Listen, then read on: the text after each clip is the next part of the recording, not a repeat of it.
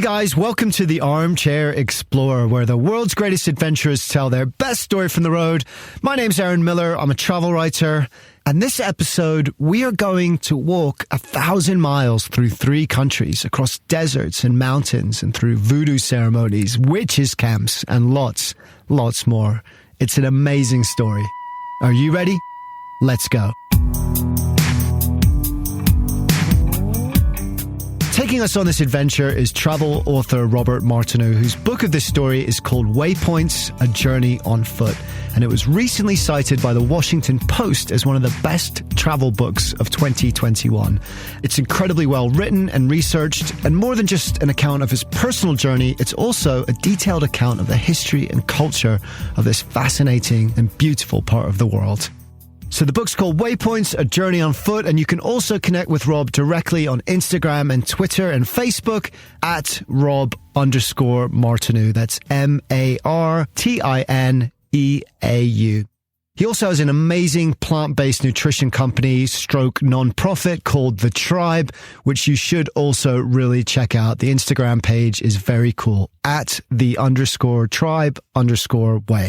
So we're just about to get started, but before we do, if you can, please consider becoming a patron of the show by going to patreon.com/Armchair Explorer podcast. It takes a total of about 40 hours to put an episode together. The sponsorship covers my costs, but it doesn't really leave me anything. And the reality is, I need to make a little something in order to keep going. So, if you enjoy this show and you think that this message, our message of love for the outdoors, caring for this planet, and living your life to the full is a message worth spreading, then please buy me a pint. For $5 a month, about £3, less than the cost of a single pint, in fact, you'll get ad-free shows. Buy me 2 pints at $10 a month, and you'll get ad-free shows plus membership to our exclusive Explorers community with lots of benefit, including monthly travel vouchers delivered right to your inbox and lots more. So if you're enjoying the show and you can afford it, I'm waiting at the bar. Please consider me for your next round. Just hit up the website, armchair-explorer.com. There's a button there. The show notes for this episode has a link, or head over to patreon.com/Armchair Explorer podcast to find out more. Thank you for whatever you can do. But for now, let's get back to the story, because Rob is just about to take his first step on a 1,000-mile walk that will change his life. And that change was something that he desperately needed. I'd gone to university. I'd come out of university not really knowing what to do, and became a lawyer. So I went to law school, and I got funded through law school by a law firm. And when I started working in that law firm, it's probably the first time in my life I'd really thought about how I was spending my time. I began to feel quite unhappy. I was feeling like I was almost like locked in an environment that I didn't want to be in. I was often working 80, 100-hour weeks. I was eating 3 meals a day in the office canteen. I was barely outside. And I was living in a way that wasn't doing me good. And actually, I was shutting myself off from things that were really important to me, whether that's being in fresh air or having some connection with natural world. And I suppose alongside that, I was partying pretty hard. It was just exhausting, and it wasn't healthy. And I'd always been really drawn, I suppose, the idea of long journey, like a long walk, as a form of therapy. And I think just from the books I'd read, even going back to like Thoreau and some John Muir, some of the great like American writers.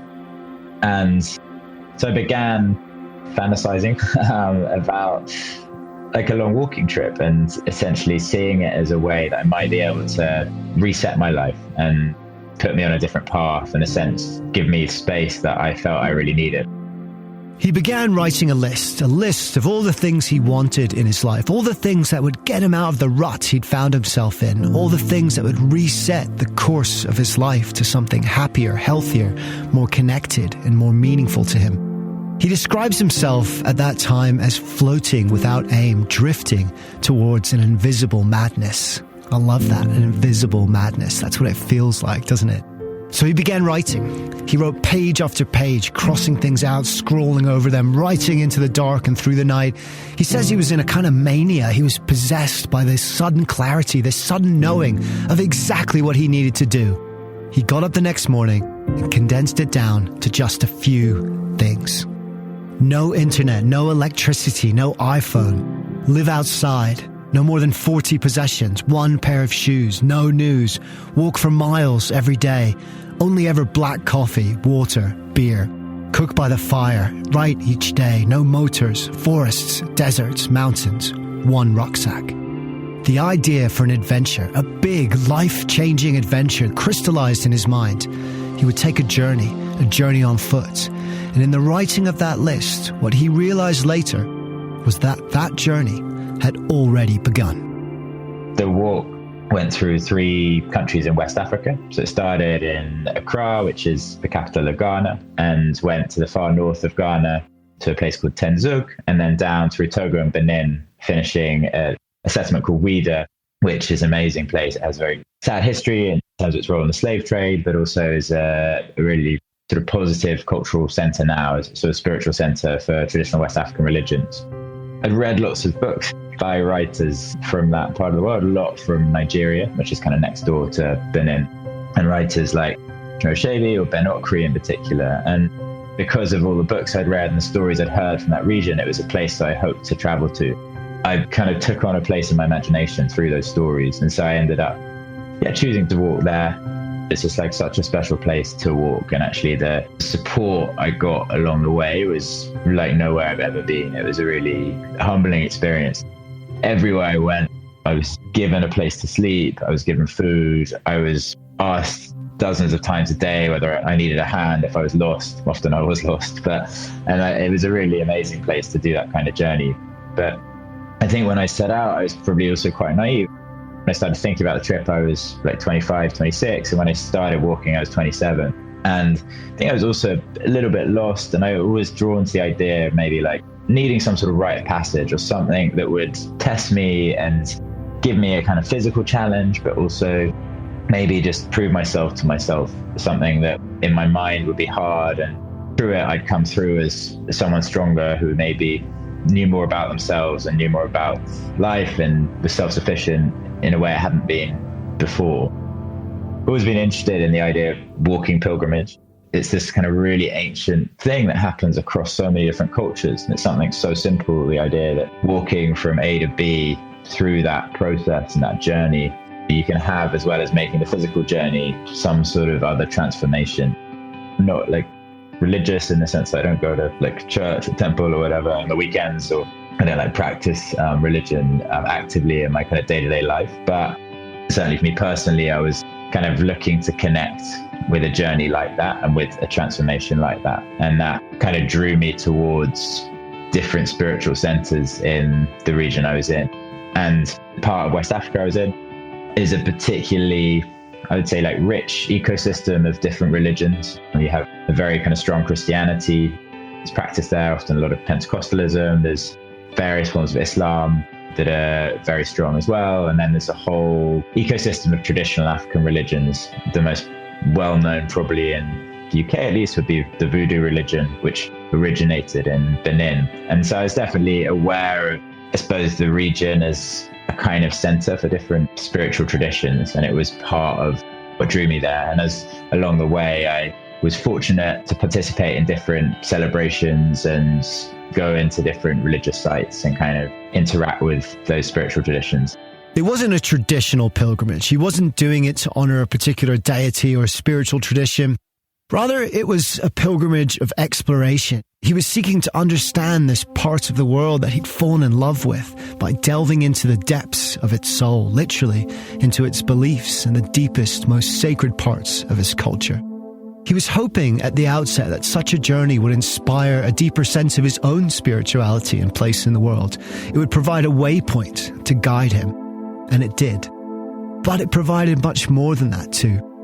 He prepared for a year, he saved money, he got fit, and then he flew to Accra, the capital of Ghana, and started walking. I'd been preparing for the trip for so long, and suddenly I was like setting off, and it was quite a strange moment because you can't really be prepared for it, and you feel a bit self-conscious. Accra is a really modern big city, and I was trying to sort of get out of the city, onto the road, and off the road into the forests. And it was quite a disorienting experience. I think I was suddenly walking with a pack that was really heavy. I was, a bit lost. Like physically, I realized quite quickly it was going to be really hard. And I remember feeling really nervous the first night. I stayed in this little guest house in a small kind of highway town the first night. And I remember feeling in my own mind, this is like, suddenly it felt like quite an enormous thing I was doing. It was like, shit, I quit everything. I left my job. I left all of everything I had going for me. And now I'm in a kind of roadside guest house in southern Ghana. Don't really have a clue what I'm doing. I remember just feeling, God, what have I done? But then when I sort of got into the more like forest section where I was walking on tracks and there weren't really cars around, I found it physically really difficult. I was even throwing up. I think the humidity was really high. My stomach was trash. And it was hard, slipping in the mud, there's kind of thorns and bugs and all the stuff that you get in forest. I definitely found that really physically difficult and emotionally difficult, but at least I felt I was kind of on the way. And one of the things I think that's so kind of powerful about a walking pilgrimage, a long walk like that, is that, I suppose, simplicity of life. All you can do is walk on to the next village or turn back to the last village.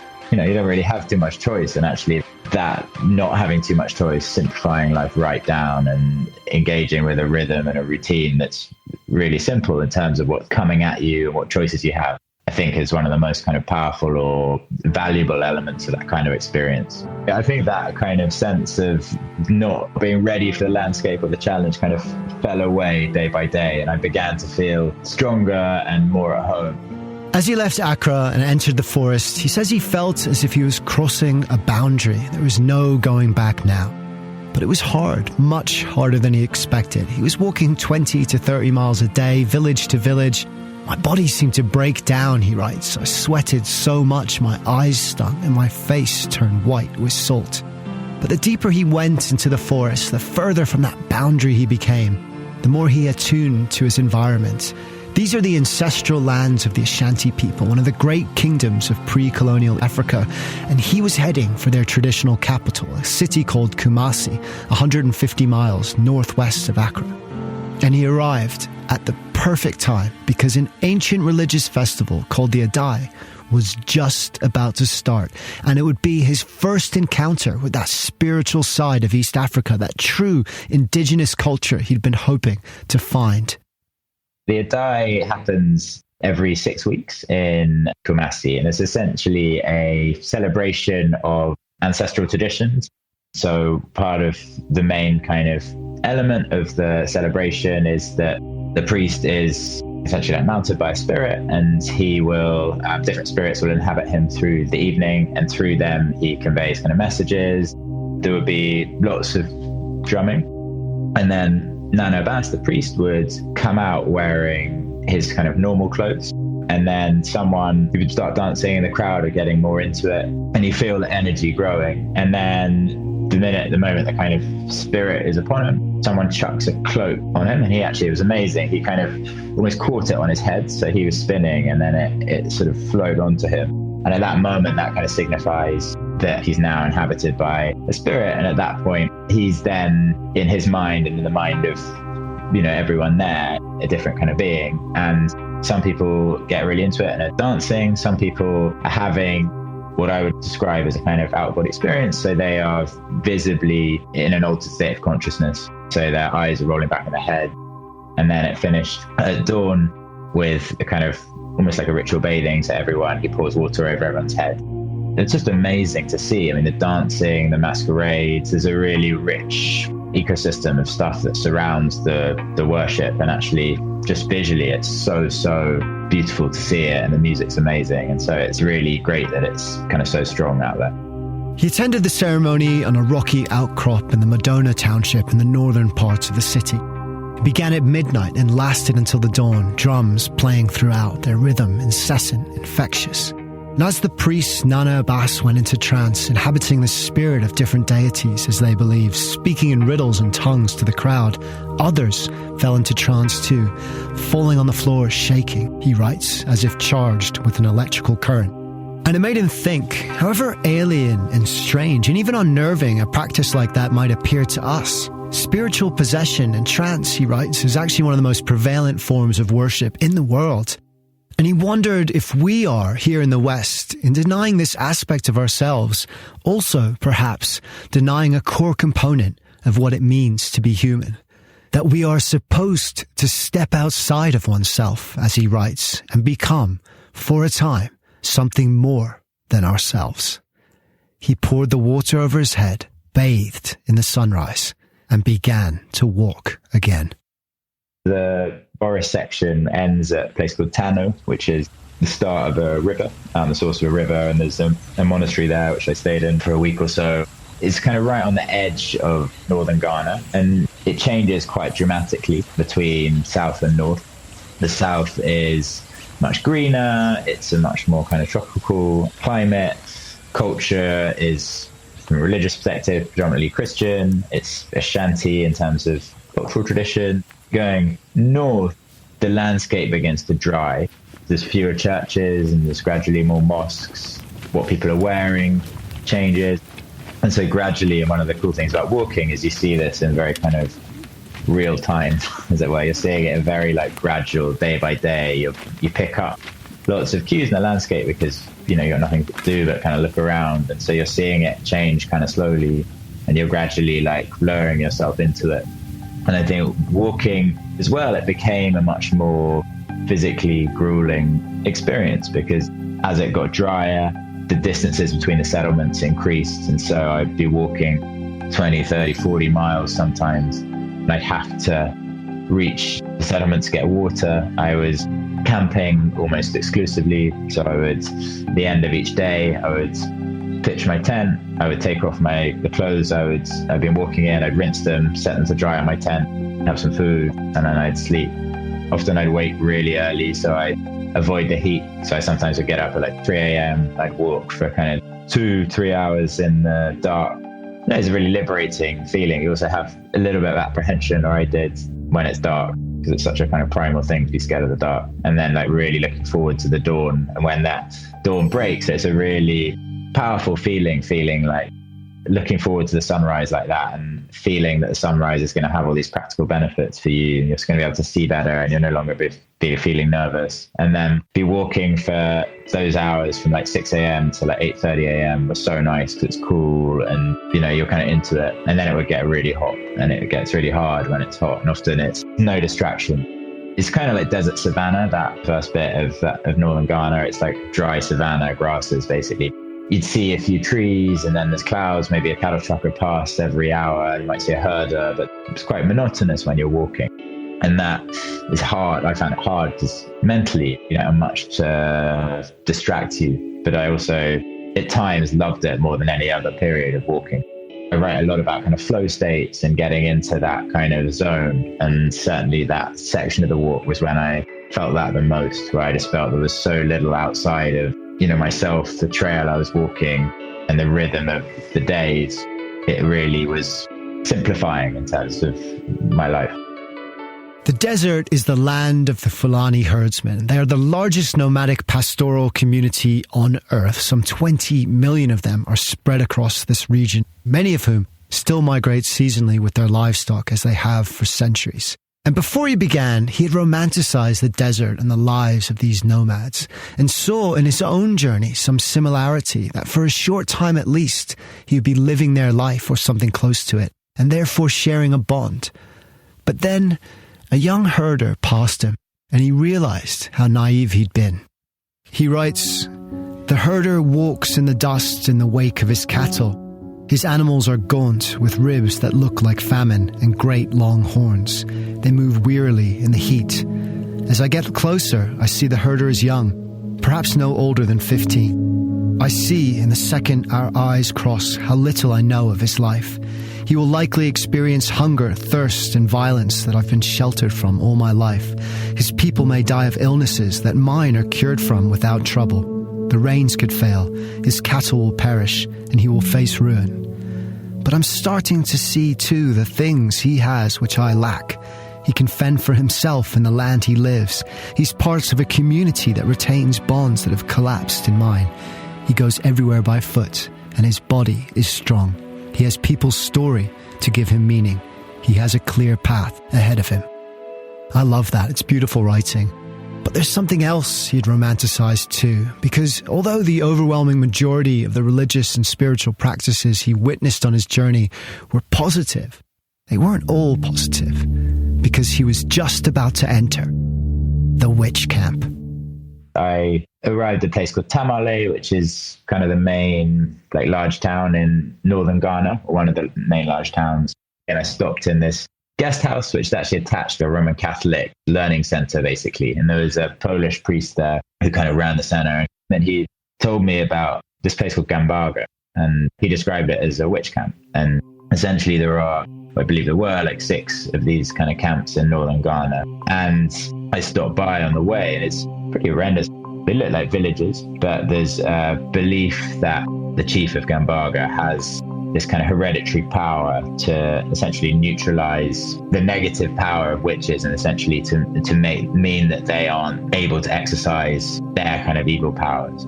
But what in practice happens is there are dozens of often elderly women who are living in an effective prison in this kind of isolated or remote village. And they have often been brought to this place as a way to kind of get rid of them, accused of being a witch, of having done some harm to someone else in their home community. And essentially they're being ostracized and given over to this chief of Gambaga, who essentially presides over this community.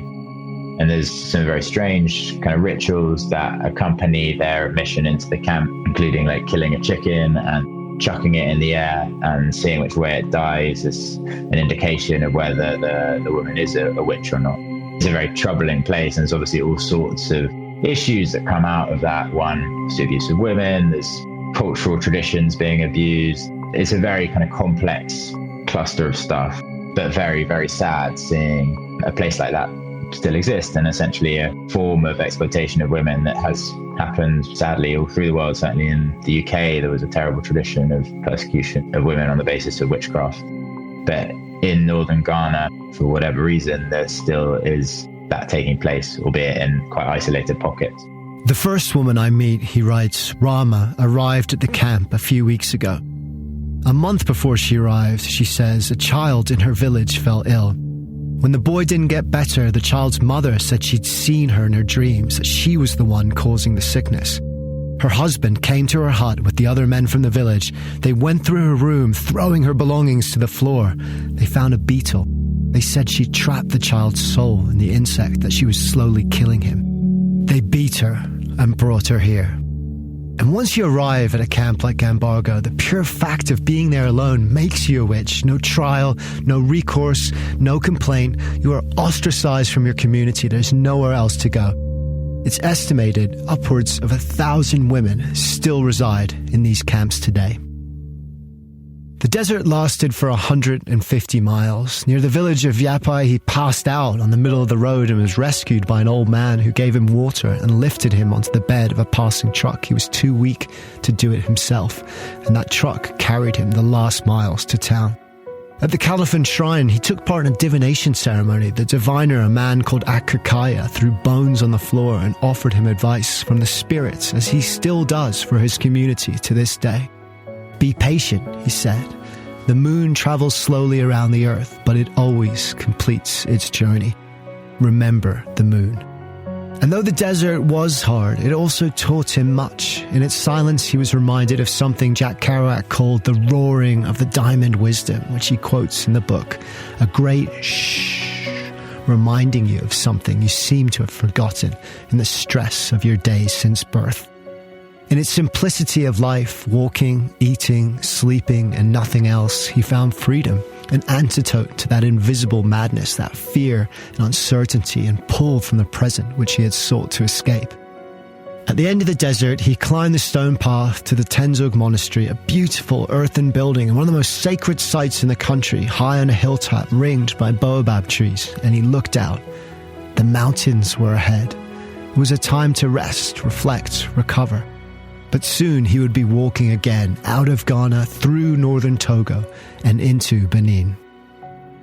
Benin had always been a place I just wanted to visit since I was for years, basically. It's such a remarkable place in terms of the different mix of traditions, like visually, all the dancing, the masquerades, the history. It's got this culture, I guess, and also a really tragic history in terms of the slave trade. So it was one of the kind of real centers of the slave trade, where obviously Europeans would come to that coast and enslave people and then ship them to the States or to Southern America. And so it had this history and this cultural present that I was just so intrigued to understand more about. And so I definitely felt I was getting into the kind of heart of the journey. I arrived in a place called Savalu, which is a small town in central Benin. And I've been walking probably nonstop for like 6 or 7 days to get there.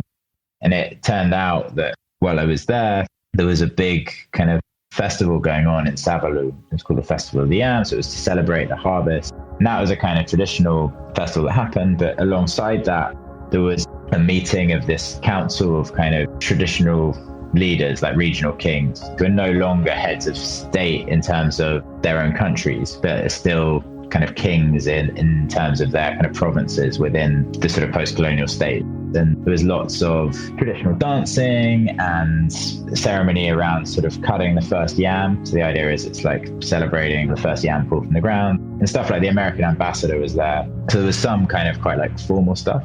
And I attended a lot of that. But then there was also stuff that the American ambassador wasn't at, which was the more, I suppose, the more like visceral kind of elements to it. And a lot of that revolved around figures called the revenants. They're essentially masquerades. And the revenants means they're kind of returning dead. And so it was essentially a voodoo ceremony in that it was led by the group, the local voodoo temple. They have quite like visually striking costumes, and there's a whole set of taboos around the interactions between the revenants and people in the community. For example, you're not allowed to, forbidden to kind of touch their cloth, and each one would have like a minder with a stick, but they would often chase the crowds, and so you'd have these kind of stampedes, and with these figures wearing like masks, some with like antlers coming out, would be chasing people around. All the young men would be kind of almost like daring themselves to get closer. And so you got this quite like intense atmosphere. There were hundreds, perhaps thousands of people watching. The kids were like climbing up all the trees. So you have like these mango trees, and the kids would be sort of watching from the branches. There's a kind of dust square in the middle. And as the costumes got more and more elaborate, the dancing got more intense. And then the kind of climax of the ceremony was them bringing out the figure in very heavy like black robes, but also with a mask and a hat which had all sorts of animal bones and like iron pieces attached to it. And he was essentially taken to the center of the circle, and then this cow had been brought out before, and I hadn't fully sort of realized what would happen. And the cow was kind of lying on the floor, and essentially 4 kind of guys lifted up the cow, and then someone slit its neck, and the blood was kind of drained over the seated masquerade. And I remember being quite frightened, but it was just the nearest thing I've been to. It would be like a football match that feels like it's about to turn. And, you know, you've just got a really intense atmosphere. It's like a party atmosphere. A lot of people have been drinking. There's lots of people there. And it's suddenly you've got like people with knives, like cutting the throats of animals. It sounds quite like brutal to talk about it. But then actually everyone shared that meal, you know, that was then shared afterwards. No bit of it went to waste. And it was part of revering, you know, customs of the people, but also a way to kind of bring the community together. That ceremony affected him, not just because it was intense, and it was. There were points when he was physically shaking, partly with nerves and partly with the energy that was coming from the dancers, the revenants, that was spilling into the crowd, just as the blood from their sacrifice spilled into the dusty ground at his feet. But it affected him also because it made him realize something. Voodoo, here in the West at least, has a reputation of being witchcraft or devil worship, when of course it's nothing like that. Its basis is in African religious ceremonies just like these that were brought to the New World by slaves and practiced in secret as a means of keeping those religions alive. Calling it black magic was simply another kind of chains. And what he realized was that despite his ancestors, the British and others' best attempts to wipe these practices off the face of the earth, they had failed and the slaves had won. Because here it was, still intact, still strong. And here he was, the great-great-grandson of those men of that era, witnessing it still. Not as an invader, but as a traveller, a visitor, a pilgrim, a guest. Trying to understand it, to respect it and learn from what he saw, which he did. He'd walked close to 1,000 miles and the end was now in sight. But there was one pilgrimage left on his journey, and it was perhaps the most important of all. It's really strange finishing, to be honest. So the walk ended by the sea. So I essentially did a big arc from Accra, starting on the coast in Ghana and then finishing at Ouida on the coast in Benin. And it's a very poignant place. Ouida has this tragic history in terms of slave trade. It was one of the most prolifically used slave ports in West Africa. And so tens of thousands of people were kidnapped essentially and many murdered. So it has this deeply tragic history. But today it's a very kind of peaceful, quite sleepy seaside town. And there's actually a track called the Route des Esclaves, so it's French speaking.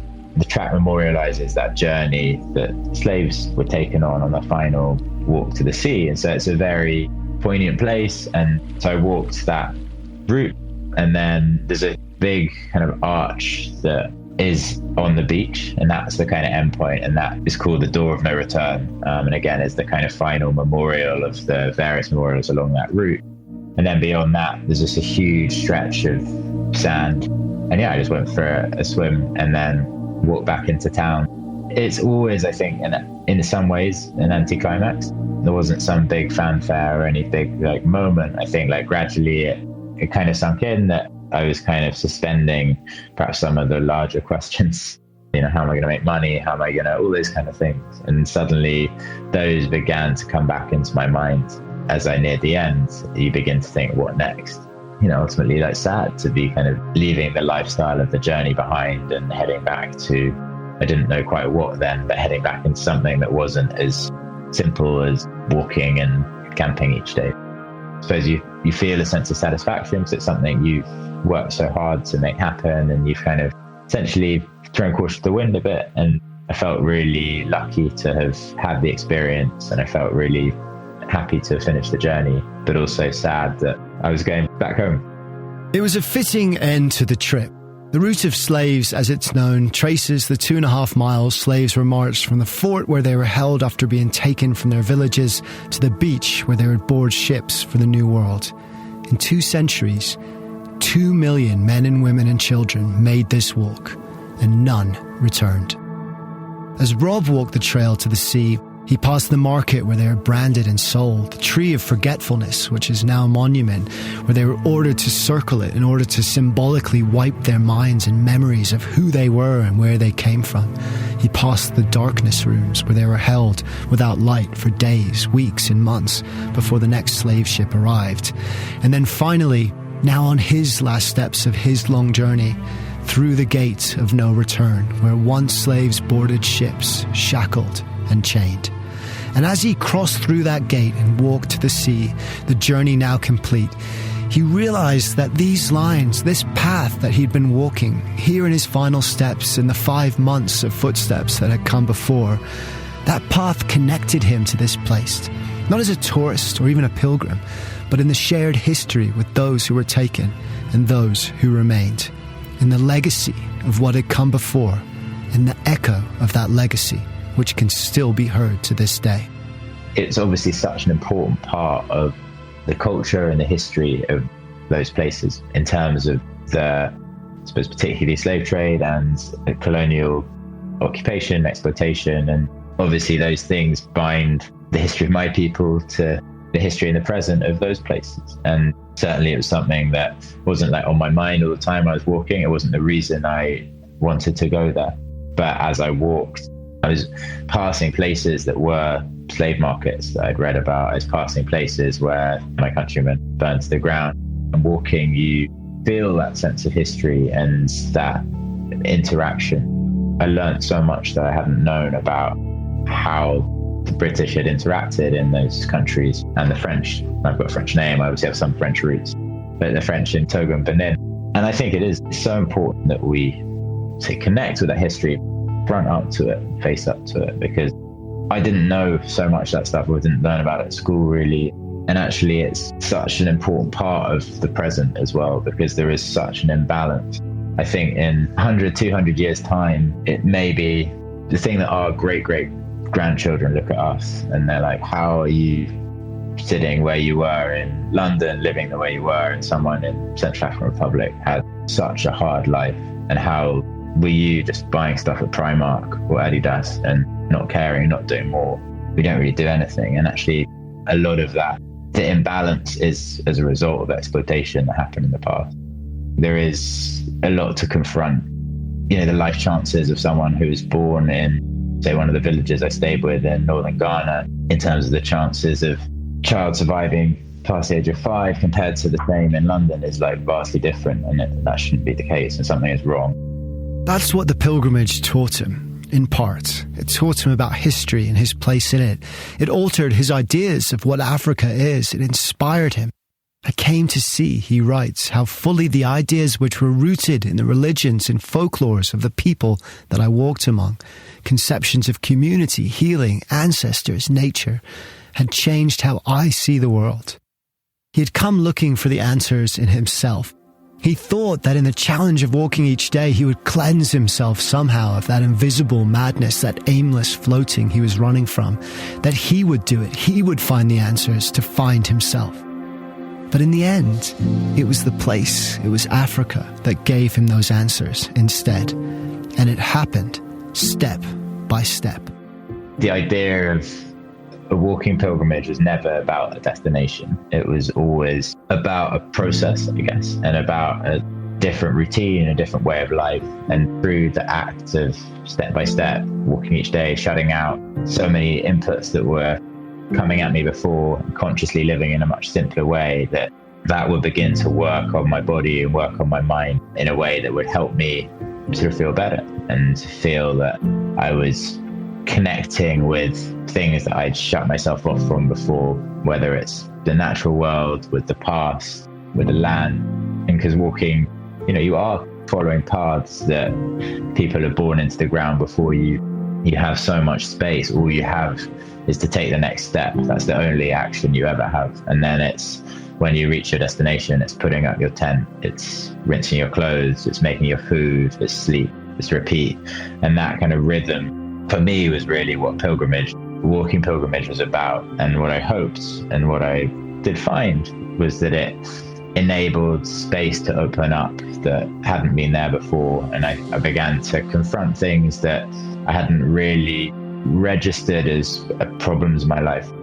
Dad died when I was very small and never really kind of confronted that or kind of dealt with that. And as the journey went on, began to sort of see that it was much more about that for me and trying to kind of come to terms with that. And I think walking is such a universal thing. Like you hear this from people who take walking pilgrimages all over the world, that it somehow it can enable that kind of coming to terms with loss and ability to connect with things that are missing. And I don't really understand how it works, but I try in waypoints to draw, I suppose, or connect with some of the ideas of people smarter than me who've looked at that and thought about it. I think that was for me one of the most interesting things about writing about it, was trying to understand how something as simple as a walk can be this kind of life-changing thing. He finishes the book making sandcastles with his grandfather. It's a childhood memory. His grandfather was a mathematician and they would spend hours making these huge, elaborate structures on the beach. But then, inevitably, towards the end of the day, the sea would come in and wash those castles away. And as a child, he would always despair at this. All this work and suddenly it's gone, it's lost, and he has nothing to show for it. But his grandfather would just sit, smoking his pipe, smiling, staring out to sea. And I think he ended the book with this scene because the walk was like that too. He didn't achieve anything by it. He didn't have anything tangible to show for it at the end. It too would soon wash away with the sea, with the busyness of his life and the city that he was returning to. But it mattered still, despite that. He didn't go back to being a lawyer. He started a nutrition company called Tribe, which raises money to fight human trafficking. He runs more. He spends more time outdoors. He changed his life. He found his waypoint. All our journeys fade eventually. All our lives are washed away by the sea. But the changes we make within ourselves, although they may be made of sand, are castles too.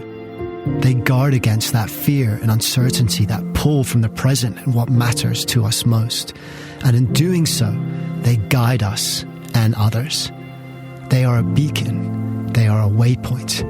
That's what his grandfather knew. That is why we walk. That is our pilgrimage. Thank you, Rob. Thank you for taking us on this adventure. The book of his walk is called Waypoints, A Journey on Foot. It's one of the best travel books of 2021, according to the Washington Post and me. There's loads more in it that we couldn't fit in this episode. Of course, it's incredibly well written and researched. I really loved it, and I think you will too. I also want to mention his company Tribe, which is what the walk brought him to in many ways. They make plant-based nutrition products and are heavily involved in the fight against human trafficking. It's an awesome company with a really, really positive mission. To date, they've raised over £500,000 for that cause, almost $1 million. Check it out on Instagram at @the_tribe_way. It's a great page to follow. Remember, if you're also enjoying the show, please consider becoming a patron of it and supporting it by heading over to patreon.com/Armchair Explorer podcast, or just checking out the show notes of this episode. There's a link there too. It takes a long time to put one of these episodes together, and I love doing it. The sponsorship covers my costs, but it doesn't leave anything for little old me. So if you enjoy the show and you think that this message, our message of love for the outdoors, caring for this planet, and living your life to the full is a message worth spreading, then please buy me a pint. $5 a month, less than the cost of a single pint, will get you ad-free episodes. $10 a month will also get you monthly travel vouchers and access to our exclusive Explorers community. Check it out at patreon.com/Armchair Explorer podcast. Today's sound editor is Mike Comber. His song Rummage opens every episode. He's an amazing musician. I've been a fan of his work for years, so it's a huge honor to have him working on this show. He has 2 musical projects I'm a big fan about, and I'd love you to check out too. The Sweet Chap, which is his left field electronica project, and the Dead Skin Sessions, which is all out rock and roll. He has an amazing voice. He writes brilliant songs. He's a great performer, and you can find out more on bandcamp.com. Just search up those band names, The Sweet Chap and Dead Skin Sessions, or you can head over to Facebook at Sweet Chap and at Dead Skin Sessions. Check it out. I think you're going to love it. Lizzie Goldsmith also worked on this production, so thank you to her. She's an awesome writer and podcast producer in her own right, and you can check out more of her work at lizziegoldsmith.com. Last but not least, thank you to you guys. Keep putting one foot in front of the other. Keep walking your pilgrimage, whatever that may be, and never be afraid to live your life to the full. Because the more we look for wonder in the world, the more the wonder of the world becomes a part of who we are. Dare to be truly alive.